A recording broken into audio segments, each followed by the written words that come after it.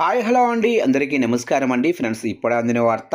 ఇక గొప్ప సింగర్ కన్నుమూత, తీవ్ర దుఃఖంలో ప్రముఖులు అంటూ ఇప్పుడిప్పుడే మనకు ఒక అప్డేట్ అయితే రావడం జరిగిందండి. అయితే ఇందుకు సంబంధించిన పూర్తి వివరాలైతే మన వీడియోలో తెలుసుకుందామండి. ఎవరు ఏంటి అనేది క్లారిటీగా తెలుసుకుందామండి. వీడియో మాత్రం పూర్తి వరకు చూడండి ఫ్రెండ్స్, అప్పుడే మనకి పూర్తి సమాచారం అయితే తెలుస్తుంది. లేట్ చేయకుండా టాపిక్లోకి వెళ్ళిపోదాము. ఇక భారతీయ జానపద సంగీత ప్రపంచంలో ఓ మధుర శకం ముగిసింది. ఛత్తీస్గఢ్కు చెందిన ప్రముఖ ఫోక్ సింగర్, లెజెండరీ పాండవాని జానపద కళాకారిణి తీజన్ భాయ్ ఇవాళ కన్నుమూశారు.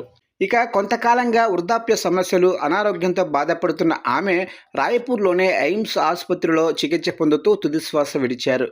కాగా మహాభారతంలోనే ప్రముఖ ఘట్టాలను తనదైన విలక్షణమైన పాటలు, నృత్య ప్రదర్శనల ద్వారా ప్రజలకు వివరిస్తూ ఆమె అంతర్జాతీయ స్థాయిలో గుర్తింపు పొందారు.